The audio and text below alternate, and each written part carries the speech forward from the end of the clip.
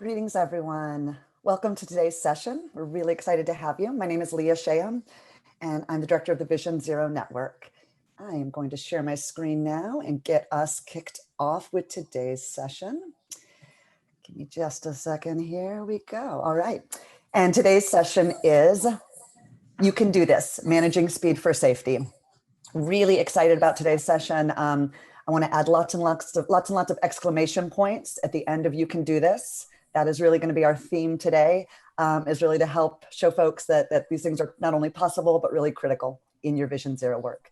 So before we get into the session, I am really, really happy that a lot of the sessions in this conference have been opened with words from and experiences from and a lot of heart from members of Families for Safe Streets across the country, who we know are absolutely critical partners and leaders in this movement for safety. So we're really happy today that Dye Lynch with the Southern California Families for Safe Streets chapter, who's doing so much out there, is going to be joining us and going to share a few words with us. Welcome, Jerry.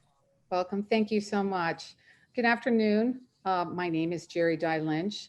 I am co-chair of the SoCal Families for Safe Streets here in Los Angeles, and I'm also the founder of the Connor Lynch Foundation, which was named for my eldest son, Connor Lynch. Connor was killed on October 19th, 2010, 2 months after celebrating his 16th birthday. It was a clear, sunny day. He was crossing the street when he was hit and killed instantly by an 18-year-old, distracted, hit and run, unlicensed, speeding driver. She was going so fast that Connor was thrown over 100 feet into oncoming traffic with a force so hard he lost his shoes upon impact and smashed her entire windshield. Connor was only a junior in high school, but he was a towering 6'1" with a presence felt in so many ways. He was on the cross-country team, he was a triathlete, he was an accomplished snowboarder, skier, basketball player, surfer. Just 2 days before his passing, he and his friend biked from Sherman Oaks to Santa Monica, which is a pretty long way on a pretty small bike. As he often liked to do, music was his passion, and he had a very dry sense of humor. Connor was also a creative person with unique and thoughtful ideas. He was an avid learner with grades to prove it. He loved to travel and had already visited much more of the world than other people half his age, or twice as old as him, actually. He loved the History Channel and enjoyed arguing conspiracy theories with his brothers. He embraced living fully and was ready to have the best year of his young life. Instead of celebrating all he could have accomplished, this past Monday, we marked the 10th anniversary of his Angel Day. With this week's National Teen Driver Safety Week and the Vision Zero Cities Conference, it's important to remember why we do this work. If only the driver who had killed Connor had been going slower, had been not distracted, Connor might have survived that crash. That's precisely why we're here today, to find ways to prevent the needless loss of life for Connor and so many others. A few days ago, when I visited his corner, where a bus bench, as you can see behind me, instantly became a memorial, an older woman who was there that day told me how she had stayed to protect his dead body as the sky itself began to drizzle and weep for his loss. That gave me some comfort. I am also comforted by the work and dedication of all of you. Thank you so much for letting me share my story. And here's to a great session. Thank you, Leah. Thank you, Jerry, so much. Thank you. I'll say, I know we are all dedicated to this work, all the panelists so much, and I'm sure everyone joining today who's taken time from their busy lives to spend time on this. I know probably there's a lot of us like, oh, another Zoom meeting, right? Another Zoom call.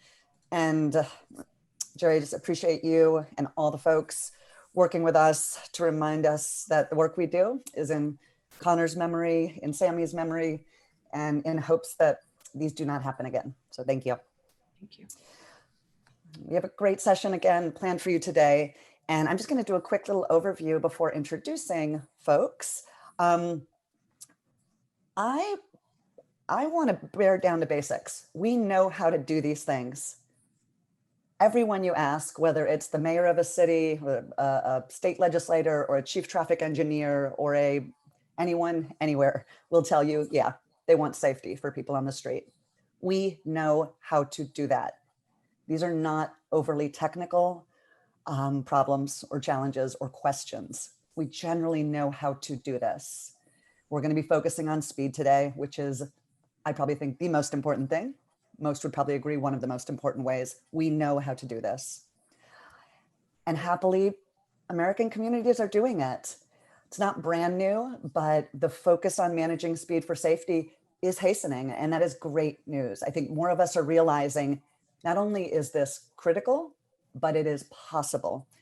And it is, again, more of a political challenge and a community awareness, I'd say, challenge and change than it is technical. We can do this.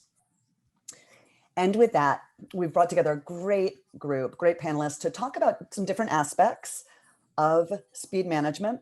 And you're going to hear from folks within government, within nonprofits, community-based groups, et cetera, different places, different perspectives. But really, we've asked them to focus today on what is possible. What have they found in their work that is possible and important? So with that, I'm going to go ahead and read everyone's names and just a quick description, and then introduce each of them. And then we'll have time for questions. So we'll first hear from Joel Meyer, Transportation Planner with the Austin Transportation Department. They're doing great work, so we're excited to hear about their speed management program. Then we'll hear from Amy Cohen, the co-founder of Families for Safe Streets in New York City. Probably many of us are following Families for Safe Streets work, and we've asked her to share specifically their focus on the speed management efforts that New York City has been so effective in. Then we'll hear from Jenny O'Connell, Program Manager with Nacto, the National Association of City Transportation Officials. I'm really excited that Jenny's going to be sharing their new speed setting guidance or resource, which is, I think, just going to be a game changer for a lot of us. And then we'll round it out with Juan Martinez, who is the Senior Advisor within the Office of State Legislative Affairs for the New York City Mayor's Office. And I'm hoping Juan can help us kind of bring it all together and think about how these pieces fit together and send us on our way there. So with that, I'm going to turn it over to Joel. And one other thing I've asked everyone, or I've asked the presenters to please at the very beginning of their talks here to specifically share one kind of high level takeaway that they hope you will take away from their talks. So kind of just one high level, one sentence, a quickie, just to kind of put it in perspective. So that's been my challenge to everyone. And I'll pass it on to Joel now. Take it away. Hi. Hello, let me share my screen.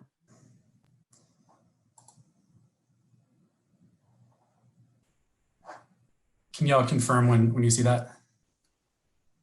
Great, yes. Okay, cool. Yeah, so thanks for the introduction, Leah. My name is Joel Meyer, Transportation Planner with the Vision Zero program here in Austin. My main takeaway, I was asked to keep it at one sentence, but I think it's going to run into two. Sorry about that. But my main takeaway is mainly geared towards agency staff who may be on the call today. And that comment is, if you're serious about kind of changing the way you think about speed management within your department, I think it's really important to take the time to dig into the data and look at all the emerging best practices, and then provide your engineering team and street design team with the tools they need to make different decisions than they've made in the past. I think that we have this idea that there's resistance to change internally, but I actually have found that if you provide your staff with new information and new tools, a lot of times they just don't have the time to kind of change things within. So I think that's a really important part of our role as staff. And that's going to be a big theme that I talk about here in my presentation.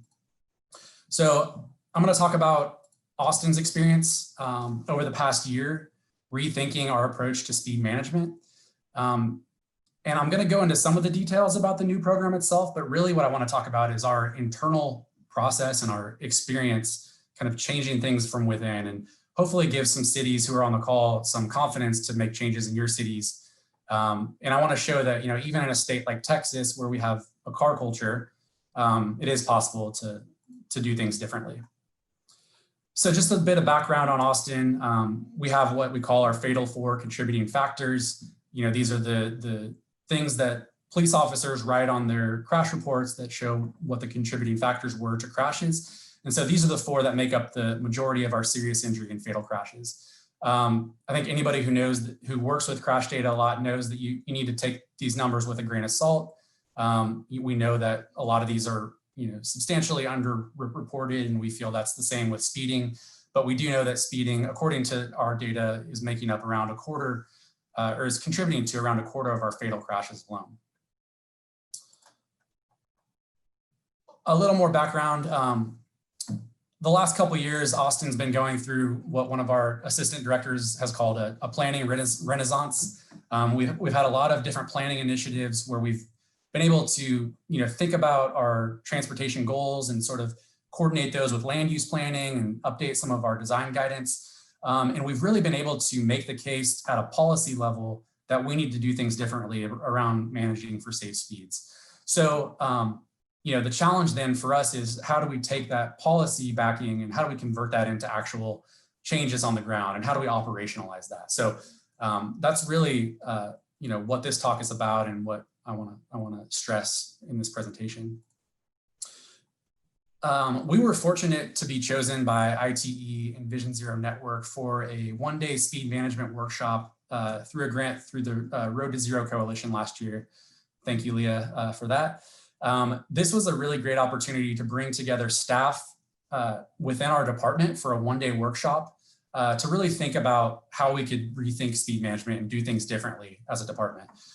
So we heard from subject matter experts for a number of different cities on things like street design, different enforcement strategies, and other strategies around speed management. And we really used this as an opportunity to brainstorm as staff, really set aside some time to think about what a new program might look like. And so we really use this as a jumping off point to have those conversations internally. Shortly after that, we initiated a pretty robust public engagement effort around speed management specifically. We did a series of open houses across the city, asking people what they wanted out of the city in terms of managing speeds. We know there's huge demand out there, but we really wanted to talk to people and understand what they're seeing on their streets and what some of their ideas are for solutions. We also did a community survey where we got over 1,100 responses from people around this topic. And what we really found was that there's really strong support for the idea of speed management. 80% of people said that speeding is an issue in Austin. There was strong support for lowering citywide speed limits, including 25-mile-an-hour speed limits on our residential streets.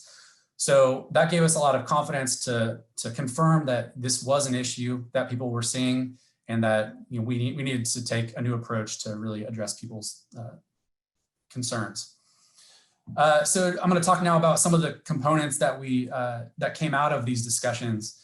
The first major component was a package of speed limit reductions. We thought a big early win from our new program could be to bring forth to our city council a major set of citywide speed limit changes to really reinforce good behaviors. We know speed limits alone are one tool in our toolbox, but they're really important for setting driver expectations and for getting that culture change that we're trying to achieve. So that was really the first kind of thing we did with our new program.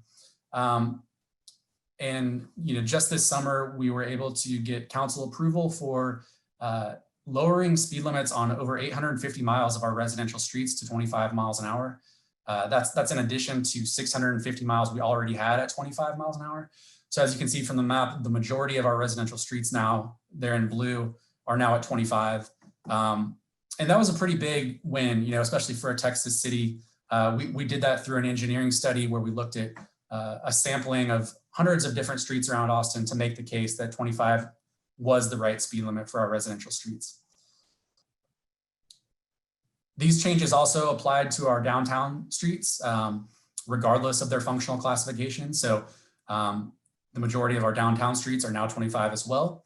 And the thing I wanted to point out here was that we worked with our signal engineers to retime our traffic signals to achieve 25-mile-an-hour progression speeds on those signals to kind of harmonize the operating characteristics of the street with those new speed limits. And then we also brought forward a package of arterial speed limit reductions. This required sort of individual studies for each of these streets. And really the thing I wanted to stress here was that historically, like a lot of other cities and a lot of agencies, we've relied on the 85th percentile rule relying on what drivers are doing now to set the speed limit, which is problematic for obvious reasons. And I think our staff, our internal working group really recognized that. We understood the problems with that, but we just had never really had the resources or time to really try anything new. So what we landed on as a group was using the US Limits 2 tool from Federal Highway Administration. For those of you who aren't familiar with it, it's a tool that allows for a little more flexibility and consideration of some other things that you may want to consider, like driveway density or crash history and things like that. So we've been able to use that to bring forward a package of arterial speed limit changes, and I think our engineers have really gotten comfortable with that. It's not perfect. I think FHWA is is currently developing US Limits 3. So, we're interested in seeing the new changes that will bring, especially with some of the new research around speeds over the last couple of years. And so what that looks like, we focused on our urban core for this first round, really our high injury network. We were able to lower speed limits on 20% of our high injury network. And now our urban core for the most part is 35 miles an hour or under, with a few exceptions. And, this is just our first kind of pass at speed limit changes. We're going to continue to bring forward these changes over time in a systematic way and really try to identify where speeds are the highest and where we can have the biggest impact. The second major component of the new program that I want to talk about is our reformed traffic calming program. So this is, really building off of an old program we had that was request-based, where citizens could submit their street for consideration. They would show evidence of support from their neighbors, and then it would be compared with all the other requested streets in the city. I think what we realized in our internal working group was that this was really leading to inequitable outcomes, really, neighborhoods that were more connected with city processes were able to get support for their streets. They were able to kind of navigate city bureaucracy and get their streets considered. And it wasn't necessarily based on the highest need throughout the city. So we really wanted to address that component. So some of the key changes, we're moving from a request-based system to a data-driven approach where the city was actually going to propose based on our information on speeds and crash history and community context where we think the highest need is. We've reoriented the criteria towards serious injury and fatality reduction in line with our Vision Zero goals. And one thing I wanted to stress was that we did incorporate some equity factors into that scoring as well. So looking at communities of color and communities that have people experiencing poverty, we wanted to build that into our scoring. So that's what this looks like. I'm not going to go into too much detail about the actual methodology, but essentially citizens are able to go into a map, see where their street ranks amongst all the other streets and all the other need around the city. The idea here is that we have a huge demand for traffic calming across the city. We have to prioritize limited resources, and we want to do that in a transparent and systematic way. The good thing about this is that the results that came out of this process was that the majority of our projects for this first round of projects are going to be in historically underserved communities, and that was a direct result of the scoring that we chose with equity factors built in. And the council members that we've talked to about this process were really supportive of that idea. Even if their district didn't get a project this time around, they understood why we did it that way and have given us the policy backing to do that. Another component of this traffic calming program was a traffic calming toolkit that talks about all the different options and trade-offs, looking at things like horizontal deflection devices like chicanes or traffic circles, talking about some of the rapid build materials we can use in different situations, looking at vertical deflection devices. These may seem sort of esoteric, but there are differences between asphalt speed humps and rubber speed cushions that we want people to be aware of, and we want to be transparent about why we're choosing the devices we do. And then also some of the more like monitoring and speed awareness devices we can use, including yard signs. So that's all included in the toolkit that you can find online. And then finally, I want to talk a little bit about some of the ongoing work of our program. Like I said, the speed limit reductions in the traffic calming program were the first two things out of the gate for our new program, but really this is just the beginning. We're going to continue to meet regularly with our working group, maybe not weekly as we have been, but at a pretty regular cadence to continue this momentum. So there are a lot of other things we want to focus on with our speed management program. One of which is incorporating speed management principles into our design guidance. So this is something we've been able to include in our transportation criteria manual, which is in a draft form right now, but we've been able to include some language and guidance around setting target speeds for our streets. And this is really inspired by some of the work that came out of Nacto's work on the city limits report that they just produced. So we're really excited about that. And that really speaks to the systemic safety, safe systems approach, integrating speed management into all the work we do and not just being reactive. We know that we also have a lot of work to do on our collectors and our arterials. We want to understand which strategies are appropriate for those streets. So, we've seen great impacts on speeds with some of our bikeways projects where we've, converted lanes to protected cycle tracks like you see here. Really substantial reductions in speeds, especially on those high-end speeds. We want to understand what role does the speed management program have in communicating those impacts and then expanding those to even more streets where appropriate. And then we also have a lot to work around, to do around behavior change and culture change, right? So there's a conversation happening nationally around the role of law enforcement. In Texas, we're not allowed to do automated enforcement, which is a challenge, but we think there are other educational campaigns, things we can do to impact culture change. And then last slide, I promise, I wanted to end on this.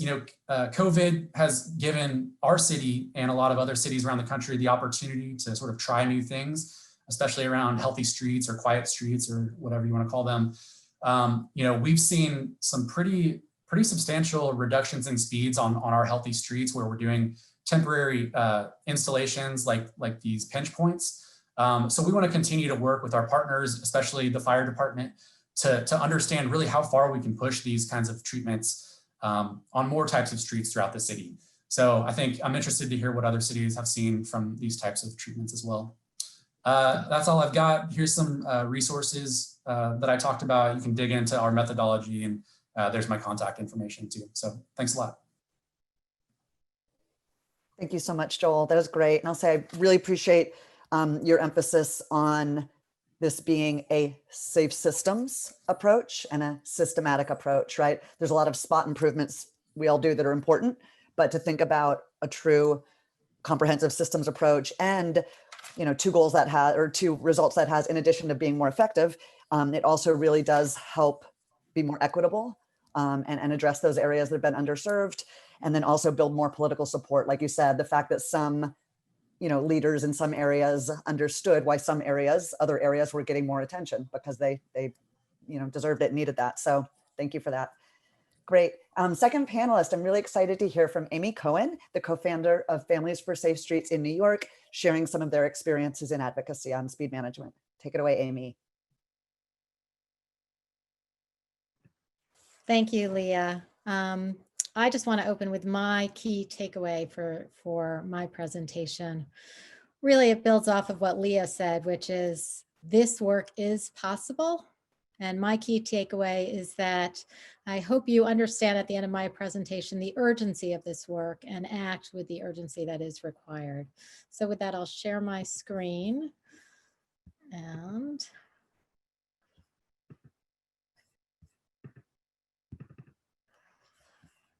give me a second. Sorry, here we go.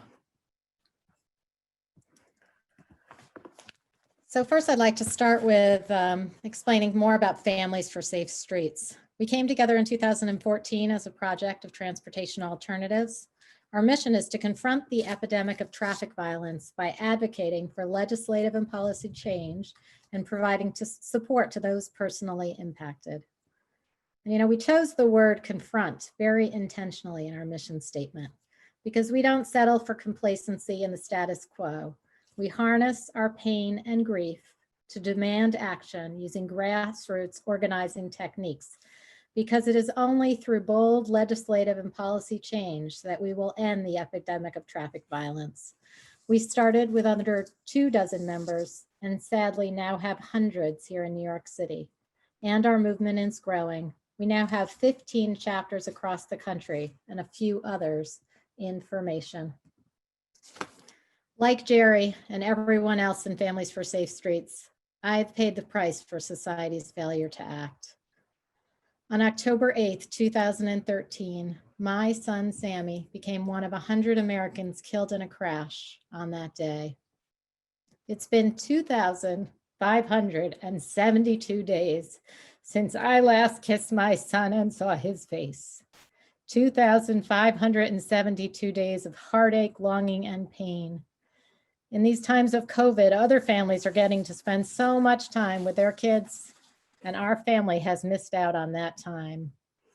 Sammy was full of wonder, adorable, kind, loving, smart, athletic, and he deserved to grow up and make a difference. His death was preventable. We have the cure, but not the political will to use it. And that's why I joined with others to form Families for Safe Streets and why I keep fighting. So today, I want to share about our speed management victories and make you realize that these changes are possible in your community. In 2014, we had our first victory. They told us it would take a decade to get the New York State legislature to lower New York City's default speed limit, but we did it in 4 months. Our next fight, it did take longer. We spent nearly 5 years fighting to expand our speed camera pilot program. And just this fall, the New York City Department of Transportation finished installing speed cameras in 750 school zone, making it the largest program of its kind in the nation.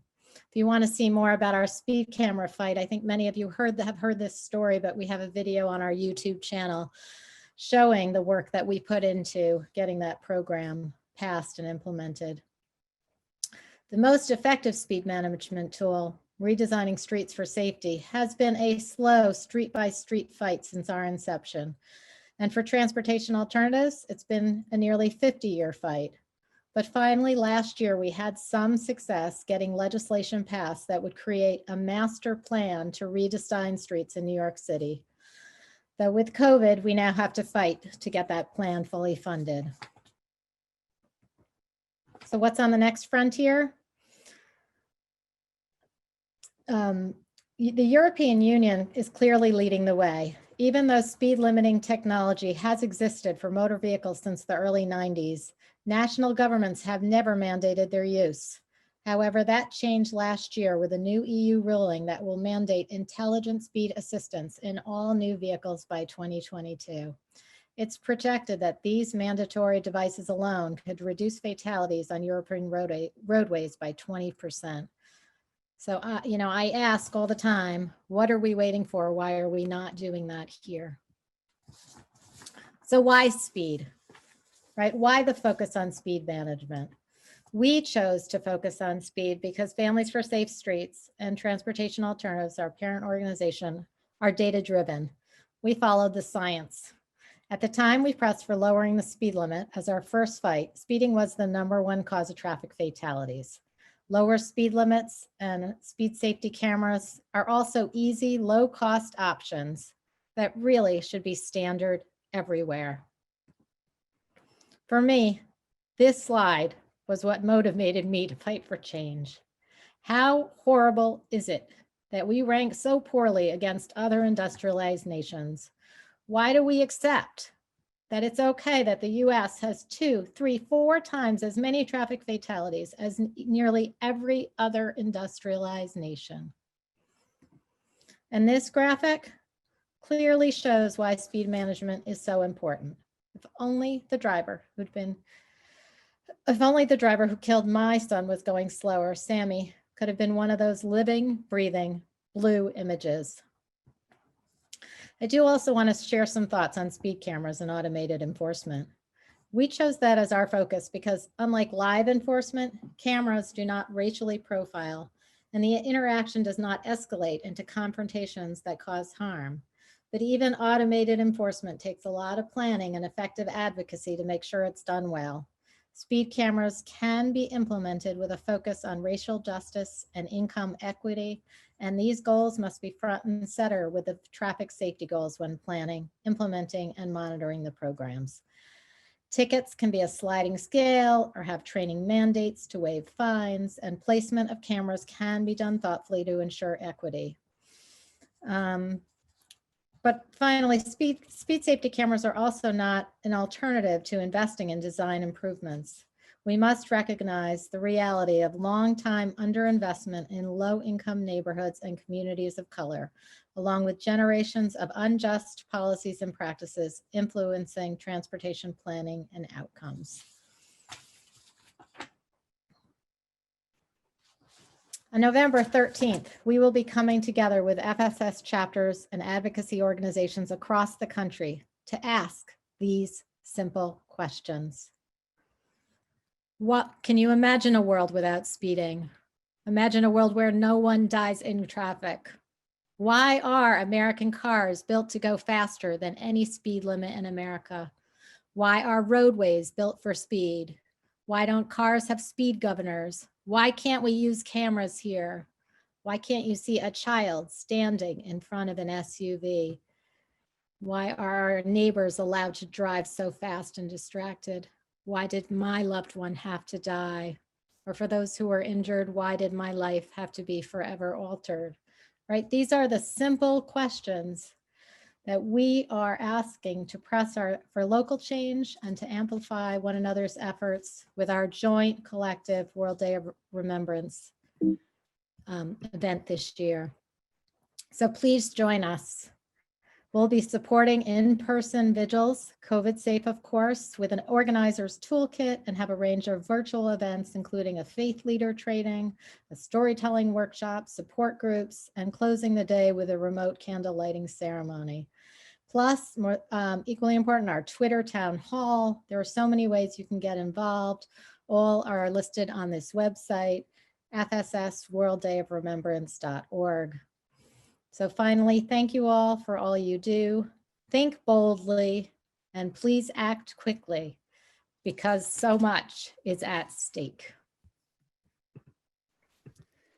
Thank you so much, Amy. Thank you for your leadership. It is not only changing New York, but changing the nation, and I think influencing, honestly, around the globe.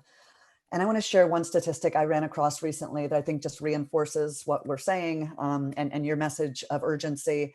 A publication, a journal called Health Affairs, did an analysis comparing child mortality rates in 20 wealthy democratic nations. US kids fared worse, and American kids die twice as often, or twice as likely to die in traffic fatalities amongst those 20 nations. We are the worst at that. So we have a lot of need, and we have all the possibility and all the potential. And I heard someone frame this the other day, and Amy, you made me think of it when you said why speed management, and your phrase of follow the science. I think now is a really good time to remember science is real, data is real. And what we're talking about when we push for lower speeds is a really basic combination of physics and biology. We know the physics and we know the human body, the biology can only take so much.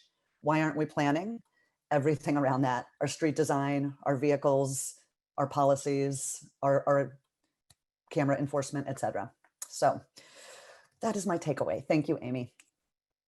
Great, we're gonna go on to our third presenter. I'm really excited that Jenny O'Connell from Nacto is with us to share an amazing new resource of theirs on speed setting. So take it away, Jenny. Excited to see this. Great. Thank you, Leah, and thank you, Jerry and Joel and Amy for your presentations so far.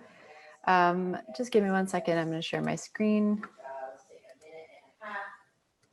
And I apologize. My sister and I are sharing some space here, so you might hear her in the background. Oops. Okay. Leah, can you see that? Yes, great job. Okay, great. So my name is Jenny O'Connell. I'm a program manager at Nacto, which is the National Association of City Transportation Officials. I'll get into what that is in a second for anybody who's not familiar. But I would just say that my primary takeaway that I would love for folks on this call to come away with is that this topic of speed management and reducing speed limits and complementing speed limits and design and policy change is not niche. This is not a niche field. This is not niche work. This is something that a lot of cities are doing and a lot of countries all over the world are doing. And so I would encourage anybody who's feeling like this is not for us, we just can't do this, this is too hard of a hurdle to overcome, to look into who else is doing this and get in touch with those people and work with them to make it a reality where you live. So like I said, I work for an organization called Nacto. We are an association of 86 member cities and transit agencies across North America, the US and Canada. And we work together to develop guidance for street design and policy to make streets more livable and equitable and sustainable. And for the last about 2 years, I have been working with a subgroup of Nacto cities to develop guidance on setting speed limits in urban areas as a counter example to a speed limit, the 85th percentile speed limit setting approach set forth at the federal level. So the first question is, why have we focused on speed? And we just saw this graphic, Amy just shared it. But speed is a critical factor in crash survivability. So you're much more likely to be able to walk away from a crash at lower speeds than at higher speeds. And this is particularly relevant right now during the time of the coronavirus pandemic, where we've seen volumes drop and speeding and crashes rise. So in New York City, for example, at a low point, traffic volumes had dropped by 50% or even more, and speed camera tickets had risen by 12% from that same period prior to the pandemic. And the result is that the crashes are way up. So even though across the US, the traffic volumes were down 13% over the first 6 months of the year compared to last year, the crashes were up 17%. So what that's translated to in the United States is that traffic deaths per 100 million miles driven are actually up 34% from that same time period the year before. So like Leah was mentioning a second ago, we really understand these relationships between speed and severity and crash survivability. And speed is a relevant factor in crashes, both because it is more likely to cause a crash and because it's more likely to make a crash deadly.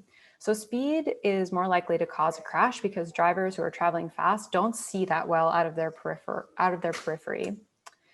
And drivers who are traveling fast also can't stop quickly. That's because in the time that it takes them to think that they need to stop, they've traveled further. And when they apply the brake, they travel further because of the momentum of the car.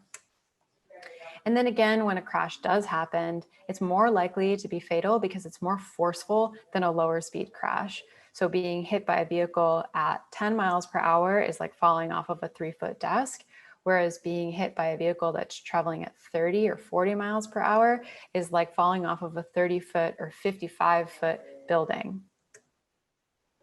And yet, despite these very, very, very clear physics relationships, these scientific relationships, our system rewards drivers who speed. So Joel mentioned the 85th percentile approach, and I would imagine a lot of people on the call are familiar with that. But the simple approach is that drivers go above the speed limit. Practitioners go out and they conduct a speed study, and then they post a new speed based on the 85th percentile speed. So driver behavior dictates the speed limit. And the result, and studies have found this, is that the 85th percentile speed and the speeds all ratchet up over time. And it's worth noting that this is actually true whether you're talking about an 85th percentile approach or a 50th percentile approach.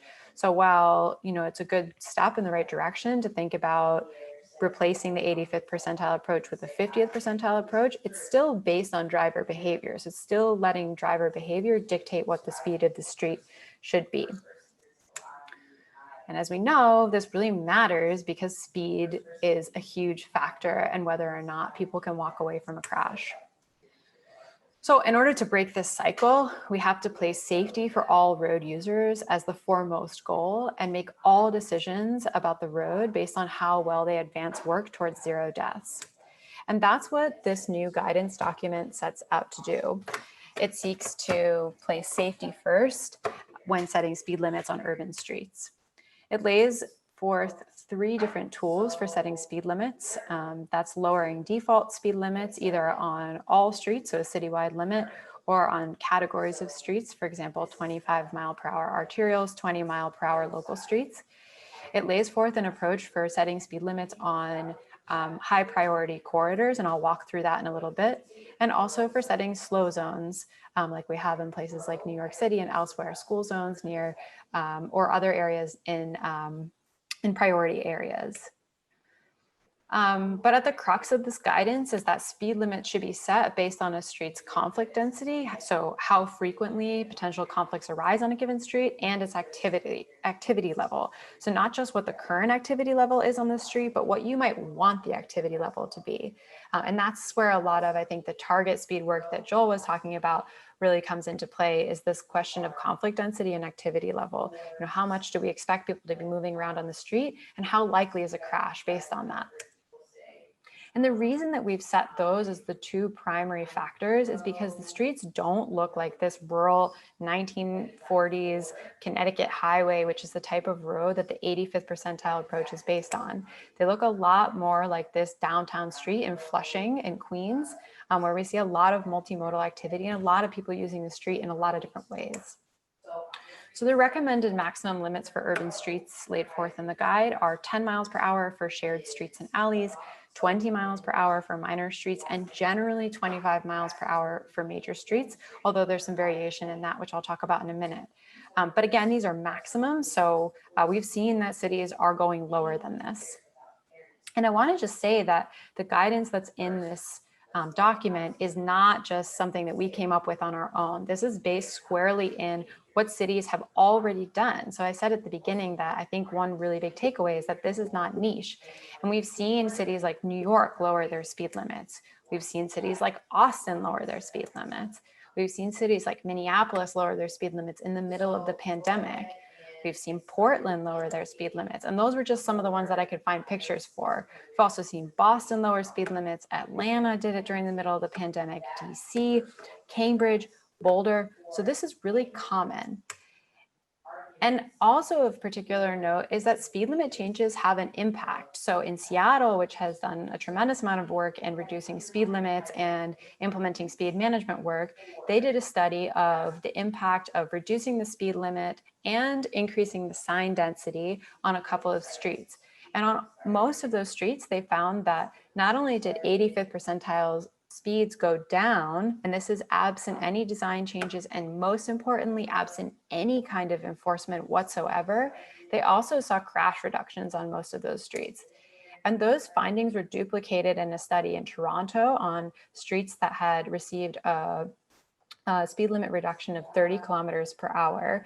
So they saw pedestrian vehicle collisions decline on those streets, as well as fatal and serious injury crashes. And again, this is absent design changes and absent any kind of enforcement.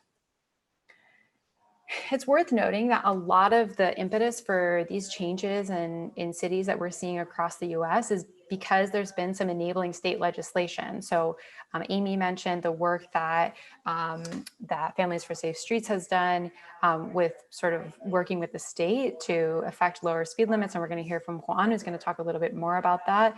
But all of these states have changed legislation that's enabled cities to be able to lower speed limits. And I'd love to see a lot more cities work with their states to get the enabling legislation passed to lower speed limits. So at the core of this guidance is this new approach for setting speed limits. This is what replaces the 85th percentile approach. And again, it's a study based on a street's activity level and conflict density. And it shows that on high activity, high conflict density streets like downtown core streets, we would recommend no more than a maximum speed limit of 20 miles per hour for major streets. Whereas on low conflict density, low activity streets, which do exist in US cities and cities across the world, it might be okay to go up to as high as 35 miles per hour. So just really quickly applying this on a downtown street in Toronto, we see that there's a lot of modal mixing. We see that there's a lot of crossing demand. So we would consider this to be a high conflict density street. And then from the activity level perspective, you know, it's a downtown core street. So even though it's big and wide, there's a lot of activity happening. There's retail, there's residential, there's commercial. So we would say it's high activity. And because it's high conflict density and high activity, we would recommend that the maximum speed limit on this major street be 20 miles per hour. So the guidance does go into other things like how you implement signage and roll out communications campaigns, and perhaps most importantly, what you should do about design. And I want to take a moment here to just talk about the impact and the relationship between design and speed limits. So speed limits are a really important policy tool, but they're most effective when paired with really good design. So Joel mentioned the traffic calming toolkit that they're putting into place. Austin has done a lot of great work in redesigning streets. We've seen this all across the country, but you can see that on a street like this, which is Telegraph Ave in Oakland, it feels a lot easier to go fast than on this redesigned version of Telegraph Ave in the same spot. Which they did in the last couple of months. Same here in DC on 14th Street, feels a lot easier to go fast on this street than it does to go fast on this street, which has prioritized bus and bike transportation. Same thing here in Seattle, so sorry for the blurry picture, but this is Rainier Ave, which they made, I think here in this particular location, it's a 4 to 3 or a 4 to 2. It feels a lot easier to go fast on the first version of the street than on the second version. And the result on Rainier Ave is that they did see speeds decline. They saw 50th percentile speeds decline, speeding decline, and top end speeders decline. So design is really, really critical. And I recommend, if you didn't hear it, going back and listening to my colleague Matthew Rowe's presentation from an earlier session during this conference, in which he talks a lot more about the role of design and some specific design treatments that really complement speed limit reductions. So I want to leave us with a couple of actions. I think the first action is really talking to your peers. So like I said, there are a lot of cities that are doing this work. This is not a comprehensive list. There are plenty of others. And I think talking to peers and empowering yourself to make this happen in your city is really critical. Second, understanding the limitations at the state level is really critical. Like I said, there have been a number of states that have changed their legislation. This is happening. There's growing movement around this in California, but enabling legislation in a lot of places is really, really important. And then pressing on the levers that you already have. So again, this document lays forth a couple of different tools. So even if you have really restrictive 85th percentile rules in your city, you might be able to reduce speed limits in a lot of slow zones, or you might be able to reduce unenforceable speed limits. Or if you can't lower the default speed limit, but you can lower the corridor speed limits, you can pick a couple of high priority, high risk streets and start there. So I will leave you with these 3 actions, and actually I'll leave you with my contact information and my favorite picture from a Nacto city. This is from New Orleans. And happy to take questions after this. Thank you, Jenny. It's awesome. I want to second Jenny's encouragement. If you missed the panel on self-enforcing streets, I think it was a day or 2 ago with Matthew Rowe, Dong Ho Chan from Seattle, and others. I'll say it was one of the best discussions I've seen. I learned a ton. Go back and watch that, please. It's very much connected to all this. And I just want to share real quickly, like Jenny said, this is not new or niche. Thank goodness it is becoming more common, but I want to share, we had a wonderful intern named Kate, thank you, Kate, do some analysis. We found that between 2014 and today, we found at least, I'm sure there's some we missed, but 20 cities or towns that lowered their speed limits. Of those, 17 were citywide. Amongst those with populations that were 100K or greater, almost all of them had Vision Zero policies, 13 of 14. Of the 20, of those total 20, 4 went from 25 to 20 default. 12 of them went from 30 to 25. And another 6 was designated zones, as Jenny talked about, things like school zones, or actually some were arterials, which is encouraging, or busy central squares. So it's really encouraging to see all that. And with that, I'm excited to pass it to our last panelist, Juan Martinez, to bring us home. And Juan has been involved in New York City, a lot of local work, and also now at the state level. So we're excited about that. Thank you, Juan.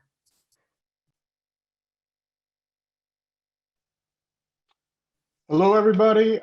Thank you very much. Thank you very much to the panelists who came before me, who are all very smart and very interesting. And I hope to be at least a little bit of each.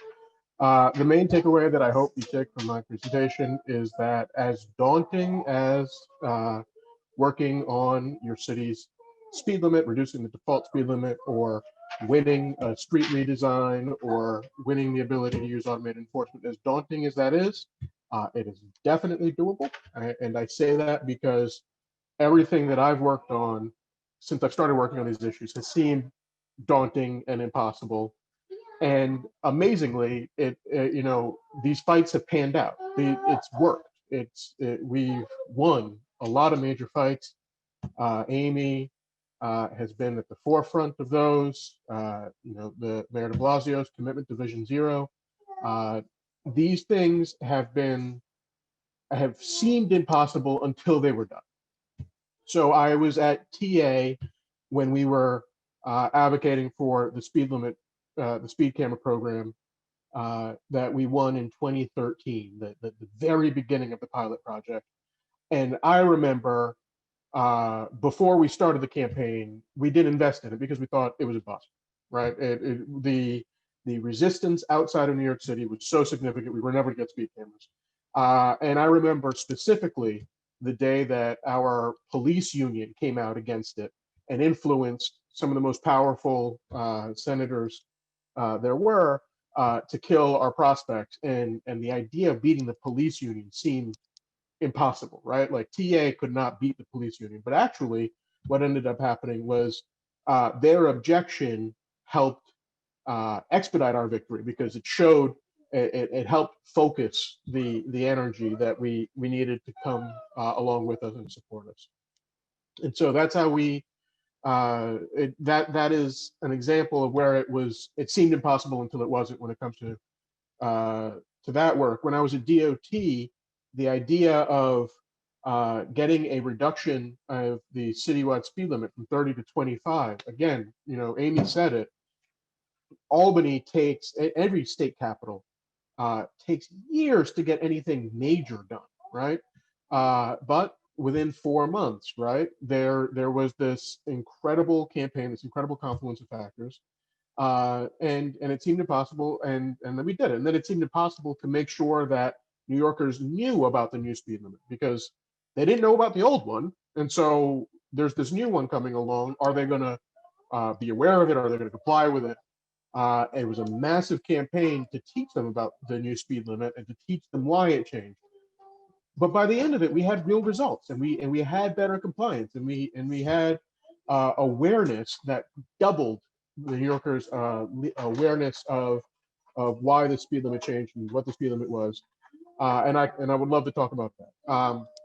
And then I went from TA to DOT, and from DOT to City Hall, all along working on speeding and Vision Zero. And at City Hall, again, as Amy discussed, expansion to the largest municipal speed camera program in the world. And again, there were moments where this seemed impossible, right? Just a few months before, in the summer of 2018, the speed camera program lapsed. The authority to run the speed camera program evaporated because some of the most powerful, one of the most powerful legislators in the state decided to hold out and decided that he was going to block the entire thing. And like at that moment, it seemed hopeless.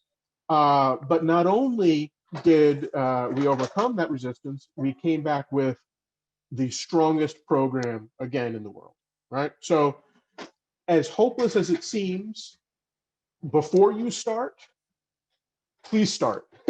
Please get to it, and you'll see that a lot of this resistance is just going to fall to the wayside, right?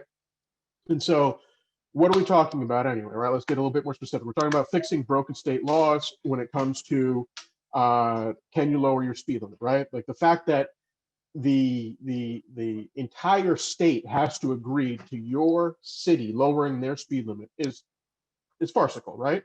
But that's the reality for most of us, right? So number one, how do we get that done? How do we win redesigns of dangerous, high crash, high speed streets in your city? In particular, in most cities, the worst streets are those that are owned and maintained by your state DOT. So how do you win that campaign, right? And then of course, speed cameras, which is my favorite thing to talk about, safety camera programs. How do you win that? And there are just three things I kind of want to talk about here. One, again, is recognizing how daunting it is, right? It's a real thing, because you're going up against one of the most powerful constituencies in America, and that is the mildly inconvenienced driver, right? The idea that a driver may have to look at their speedometer is an affront to liberty and freedom, right? Every speed bump that your city installs is almost certainly going to slow down an ambulance on its way to the hospital, right? Like this is the kind of thing that the people that you have to convince have been hearing, the state legislators have been hearing their entire careers, and they believe it as a result, right? Lower speed limits are going to increase pollution, which leads to asthma, and that will hurt children, right? Like, why do you want to hurt children, right? And so how do you get past all that, right? And so the idea is that the legislature is not going to be on board with your reforms until you push, right? And they're going to be responsive to your statistics, of course, and to the fact that as the representative of a constituency within your city, you have a right to run the streets in your city as you see fit. They're not going to disagree, right? They are for safety. They believe in safety. That's the number one priority, right? However, they're not going to move off the dime until you give them a shove. And so how do you do that? Yes, the statistics and all that, but really it comes down to a couple of things. One, humans are just not good at understanding numbers, right? We're all basically illiterate when it comes to numbers.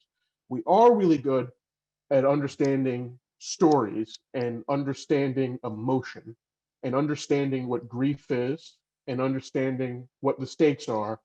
When you have leadership from people like Jerry and Amy, that is such power. It is such a boost to any campaign, because there is a thing that is impossible to quantify with piles of reports that comes across very clear with a short conversation with a person who's had a real experience.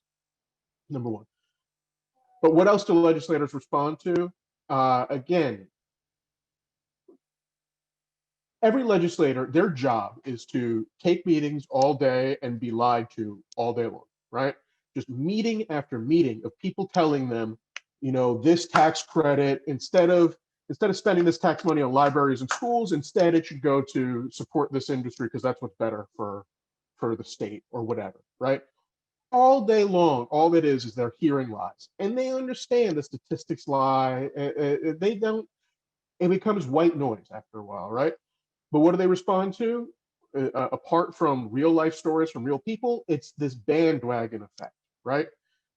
It's not just me; it's all the people on my block who believe this. Not just the people on my block, but an appreciable number of the rest of your constituents. And it's not just your constituents, but it's these experts that you care about, right? Not Nacto necessarily, because Nacto is not the first place that they go to mind, but like, you know, the churches in their district or whoever else they view as important validators, right?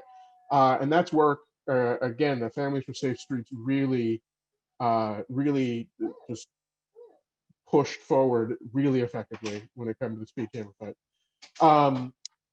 And then finally, there are the biggest part of the bandwagon, though, are their colleagues, right? The mayor of my town agrees with me. Your fellow legislators agree with me, right? That's how you show them that the water's warm. And once you show them that the water's warm and it's safe, it's much easier to complete the sale, and it's much easier to bring them on board to your position, okay? So that is that.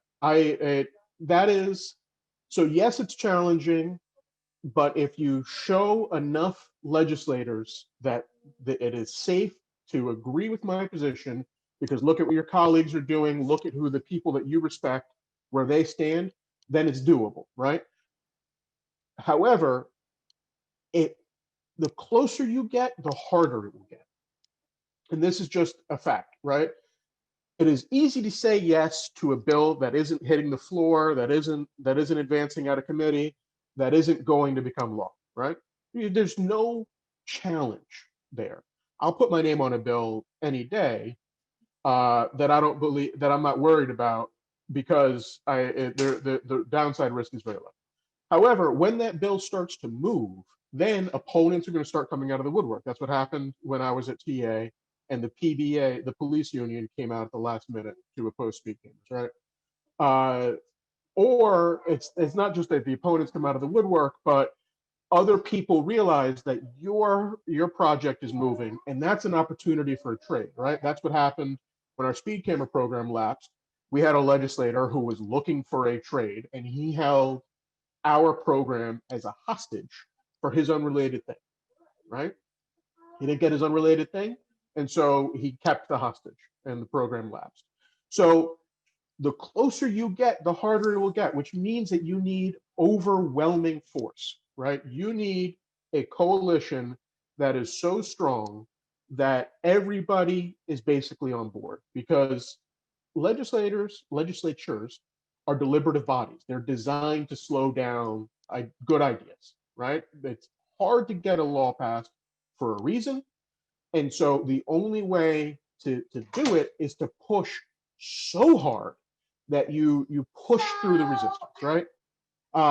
And so those are the three major things that I wanted to talk about, but I do want to end on one quick point, which is that I believe that a generation from now, we're going to look back at this time and just think how goofy it was that we had to fight so hard for these things, right? And how we are so obviously correct that the speed limits are too high, that we're enforcing the speed limits the wrong way, right? That we are going to look back and be proud of what we did. And also other folks are going to wonder, why was it so hard, right? Like it's goofy when you think about it, that right now our response to speeding is to pay government employees to hide behind bushes and surprise drivers who are going too fast, and to chase them down at higher speeds, to engage in a car chase, and to confront them while armed, and while that cop is terrified of course approaching the car, because we taught all our officers that that's a very high risk thing to do. And of course, as the driver, I'm terrified, right? This is normal. This is, it should not be, and it will not be, because we are going to get to a point where the speed limits are going to be rationally set, where the streets are going to be self-enforcing, and where the streets can't be self-enforcing by design, we will have compliance because of automated enforcement. It's just too rational for that set of prescriptions to not become dominant in our cities. And that's encouraging to me. And I hope it's encouraging to you guys too. So let's have a little quick discussion. I look forward to it. Thank you, Juan. I think I'm convinced we all need a Juan Martinez in our community to be helping with this, and an Amy and a Joel and a Jenny and a Jerry, but we all do have those, so let's find them. A couple things I just took away from yours, Juan. It is daunting. Let's not pretend it's not, but it's doable. For you to say, we're going to look back on this and think how goofy it is, I think you're being kind there. Probably we would insert other words there if we were not in a work environment, but yes, goofy is one way to look at it, and I think we will.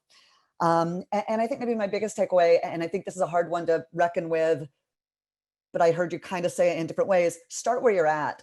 I mean, to compare and go, oh, but we're not New York. Oh, but we're not Austin. Nope, you're not. Nobody is, and nobody's each other. Start where you're at. Whichever pieces of these struck a chord and seem possible, start there. You're not gonna be able to follow an exact playbook of New York or Austin or Seattle. We're just not. So start where you're at. All right, I'm gonna open up to questions. And because we have so many great questions, I hope folks can stay on another 5 minutes. Panelists, I'm kind of surprising you with this, but if you're possible, if you need to drop, please do. But we hope you can stay on an extra 5 minutes because we have so many good questions. So I want to start with Joel, some questions. People are really impressed with you all's speed management program in Austin. Can you speak a little bit, Joel, about, the age-old question? Was it controversial when you lowered speed limits? What kind of pushback was there? Were there any themes to it? Any certain groups or types of neighborhoods that pushed back? And how did you as a city deal with that?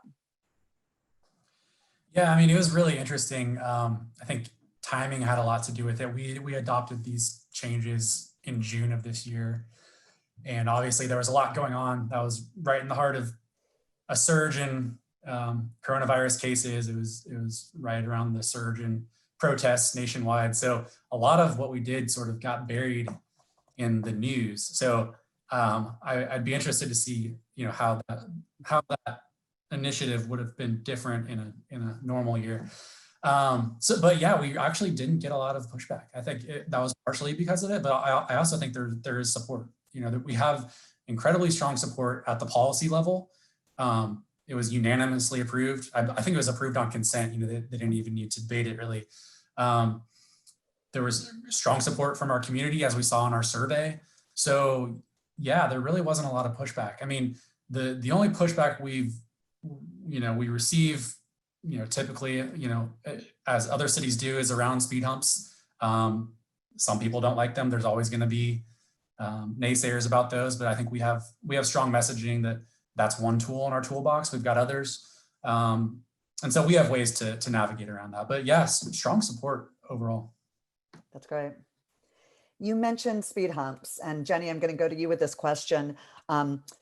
Someone had asked about, effective traffic calming measures, because as you said, emphasizing the design piece, the importance of design in this. How do you respond to, and how should cities respond to, what is often strong pushback to the speed hump specifically, especially or including from emergency vehicles and such? I know a lot of us get that. Yeah, I mean, there's a lot of pushback from for things like that, and also for lane narrowing and things like that. I mean, I think that the speed hump question is a legitimate one. I think that there's a big argument to be made for looking really closely at the data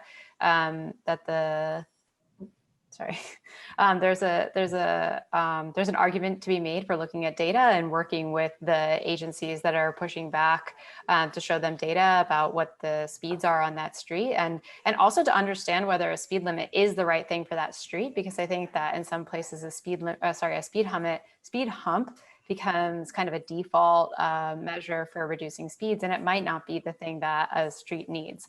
So I think having an open dialogue with those agencies about different traffic calming treatments and other alternatives, if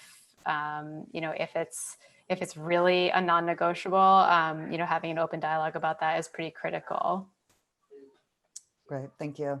And one more maybe very specific item. Jenny, you may know this, or if someone else has info, and I'm going to bring it back kind of broader, but someone asks about the speed display signs. I think either Joel or Jenny had these in your slides. Do we know those are effective? Is that something communities should be looking into as, again, a small piece of it, but those speed display signs? Yeah, I think I can speak from our experience. I think what we've seen is that they're very effective at reducing speeds temporarily, but over time you sort of see that improvement disappear as people get used to it. So I think we're still trying to understand the right combination of, street design changes, maybe in conjunction with those, backing that up with enforcement where appropriate. But I don't think we've seen we don't view that as sort of a silver bullet just to put a CSDD out there. Thank you. Yeah. So I want to go kind of to a broader question or overarching question. And Amy, this one's for you. The big, tough culture change question, which whenever I hear that phrase, I bristle a little bit because I feel like just in that phrase is this idea of it's so hard, it's impossible. And the way I want to ask this question is, do you have advice for folks on how to respond to people who say, and I'll say I hear this a lot from politicians, from media, from people who are very influential, this response of, well, people drive too fast. It's human nature. Oh, people in America, they just drive too fast. We're never going to change people. How do we move people out of that getting stuck point, that argument. I mean, I think it's a big thing of what we do as Families for Safe Streets. We really push back and say, people don't have to drive fast. You know, it's going back to that other countries, other cities, other places are solving this problem, and we can do it here too. People don't need to drive fast when they understand what is at stake and when you put in place the tools to change driving behavior. And so I encourage everyone out there, as I said at the beginning, we started here in New York City with the Families for Safe Streets chapter. We now have 15 across the country. More information, whether you join with us officially as Families for Safe Streets or just find those crash victims in your community and bring them into the fold of this work to give a face to the epidemic. It really does make a difference. I mean, I get asked all the time, oh, I don't want to slow down. And I'm like, 5 miles an hour is the difference between life and death. We put that policy in place. If we had done it sooner, maybe my son would still be alive. Thank you, Amy. And I want to reinforce November 15th, coming up soon. November 15th is World Day of Remembrance, and the theme is speed kills. We're going to have a lot of great messaging, thanks to Families for Safe Streets, on that. So if you're kind of just breaking into this discussion, so to speak, maybe with your city council or local media or community groups or legislators, et cetera, please think of World Day of Remembrance as a really great opportunity to raise awareness and start or continue to push for policy change. It's a great opportunity there. So Juan, you talked about this, and maybe I want to dig a little bit more. A lot of people probably on the call, and we have a ton of people on the call, which is exciting. There's a lot of interest. Want to be doing a lot of the things people have talked about here, but it is their state level, as you referenced, that is the block. And a few people referenced it. It's often a state level. Why is that? It's such a huge question, but you know, like you're saying, it's daunting but doable. What is the overarching reason people aren't just allowing these things? I mean, in a big picture, I guess for somebody that's maybe newer to this, to kind of say, hey, what's the rationale behind this, even if it doesn't make sense? Yeah. For ASE. So a couple of things come to mind, right? And one is, if you talk to just ordinary folks in your experience, people who don't think about this stuff, people who don't hang out on a Zoom call at 3 o'clock on speed limits and speed enforcement, and you ask them, why do cities set speed limits and why do they enforce the law? They'll say it has to do with revenue, right? You know, this is vague idea. Everybody's aware of the town that sets the speed limit way too low as you enter town so that they can fund improvements to their gym, right? Like this, there's this idea that it's a cash cow. And that is probably where most people's understanding begins and ends, right? And then when you have residents of cities who come across this more viscerally because they're walking across the street and like there's that pedestrian experience, right? That changes a bit, right? But most people in your state legislature come from places where there are not pedestrians. And so when you talk to them about the dangers of speeding, they think about how there's this cash cow situation, or there's, you know, the fact is that there are speed limits in their experience which are set at 40, but it feels perfectly safe to go 65. And let me just focus in on that for a quick minute. There's a real disconnect between people who drive day to day and then people who experience the street walking or biking or otherwise, where it feels safe to drive in your car 40 miles an hour on a city street. You're not at high risk inside the car, right? And you have this disconnect where you don't feel like it's dangerous, and so you behave in a way that puts other people at risk. And I don't think most people just make that connection, right? So the policies that we're talking about implementing kind of shift the power in a way, or the risk calculus in a way, to match up with the actual danger, right? The actual consequence. Because if I'm worried, I'm not worried about hurting myself. I have to be thinking about other people to get me to drive at a responsible speed. That's not going to work. But if I'm worried about getting a $50 ticket, that's probably enough to get me to comply, right? So you ask why it's so hard, and I think the answer comes down to the people who make these decisions don't share our experiences, and so we have to educate them in ways that they understand, which is what I was getting back to about the importance of building coalitions. And well, that's it. That's actually the end of the point. I don't know why I have to go on. We have to tell them in ways that they understand why this is so important. Full stop. Yeah, that makes sense. So I'm going to ask a question that I might regret thinking about this being taped, but here we go. Really, when we think about it, part of the reason this is so hard, at least in my interpretation, I would like to hear people's thoughts, and this will be for everybody. It really is like many difficult things in our society. This question of the greater good, right? The societal health and safety versus kind of an individual freedom perception, right? I have the right to go fast. I have the right to drive a giant vehicle that looks cool to me, even though it's twice as deadly to people on the street. You know, and we certainly have seen progress in some of these areas around, say, smoking. You know, we often use that example of smoking. I would say I'm feeling really encouraged right now, sort of big picture around climate change and the environmental movement. Not that everyone is there, but, you know, we're seeing pretty mainstream leadership, so to speak, wanting to change the dynamics when it comes to, you know, how businesses can pollute, or in my state in California, pushing for all electric vehicles for environmental reasons, et cetera. Those are big changes, right? That is kind of, in my thought, the greater good proving itself. A, does that resonate with you? And B, more importantly, do you see strategies for how we can help the greater good in this case? Safe speed, safe streets, safe vehicles, you know, frankly, win out over that individual freedom piece. And then open it up if anybody is interested in starting. Looks like Juan.